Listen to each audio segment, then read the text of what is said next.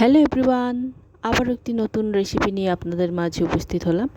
আজকে আমি শেয়ার করছি কাঁচা আমের তৈরি মোরব্বা সহজভাবে কিভাবে তৈরি করেছিলাম তার একটি রেসিপি আপনাদের মাঝে শেয়ার করছি। আশা করি ভালো লাগবে।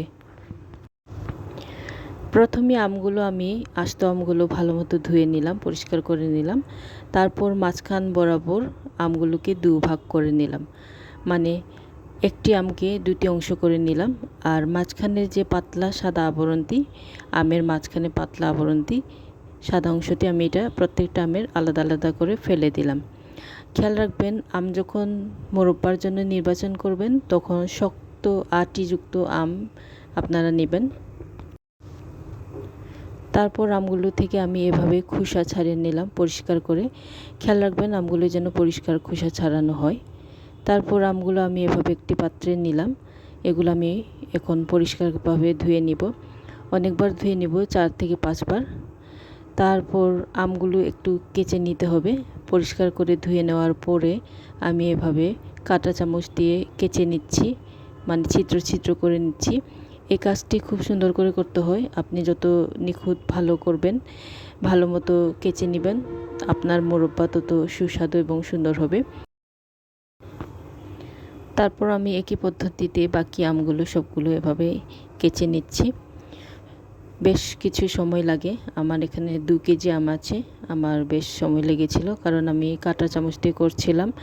কাঁটা চামচের কয়েকটি মাত্র কাঁটা আছে, তাই আমার বেশ সময় লেগেছিল। আপনি চাইলে টুথপিক দিয়েও করতে পারেন, টুথপিক দিয়ে সুন্দর হয়, কিন্তু বেশ সময় লাগে, কারণ আমার কাছে মনে হয় খুব বেশ সময় লাগে। তারপর সবগুলো কাঁচা হয়ে গেলে আমি এগুলো একটি একটি করে সুন্দর করে ধুয়ে নেব। বেশ কয়েকবার আমি পরিষ্কার পানি দিয়ে ধুয়ে নিয়েছিলাম। তারপর আমি একটি পরিষ্কার পাত্রে পরিমাণ মতো পরিষ্কার খাবার পানি যোগ করলাম। তারপর সেখানে যোগ করলাম 1 চা চামচ লবণ, তারপর 2 চা চামচ ভিনেগার। এটা ভালো করে মিক্স করে নিচ্ছি।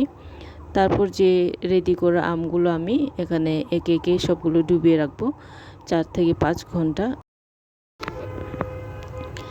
4 থেকে 5 ঘন্টা পর আমি এটা ডুবোনো পানি থেকে উঠাবো একটি একটি করে। এটা ভালো করে পানিগুলো চিপে চিপে এটা রেখে দেব, যেন কোনোটাতে পানি না থাকে। তারপর এটা রান্না করার জন্য আমি রেডি করছি। তারপর আমি রান্না করার জন্য এখানে পানি রেডি করলাম। আপনারা যখন পানি রেডি করবেন তখন খেয়াল রাখবেন যত পরিমাণ পানি তত পরিমাণ চিনি দিতে হবে। আমি এখানে 2 কাপ পানি নিলাম এবং চিনি পরিমাণ 2 কাপ দিলাম। আমি একটু মিষ্টি চাচ্ছিলাম, আর একটু বেশি চিনি দিয়ে দিয়েছিলাম। তারপর রেডি করে আমগুলো এখানে আমি দিয়ে দিব। তারপর খুব অল্প আছে ধীরে ধীরে আমি এগুলো রান্না করছি। মোরব্বা রান্নাটি অল্প আছে ধীরে ধীরে রান্না করতে হয়, মিডিয়াম লো আছে। আর রান্নাটি হয়ে গেছে কিভাবে বুঝবেন? যখন দেখবেন আমগুলো এভাবে স্বচ্ছ হয়ে আসছে, তখনই বুঝতে হবে যে রান্না হয়ে গেছে। দেখতে পাচ্ছেন আমার মোরব্বাটি খাওয়ার জন্য রেডি। আর এটি খুব সুস্বাদু এবং সুন্দর, ঠিক যেমনটি চেয়েছিলাম তেমনটি হয়েছে। এভাবে আপনারা ঘরে খুব সহজ রেসিপিতে মোরব্বা তৈরি করতে পারবেন। আমার ভিডিওটি দেখার জন্য আপনাদের অনেক অনেক ধন্যবাদ।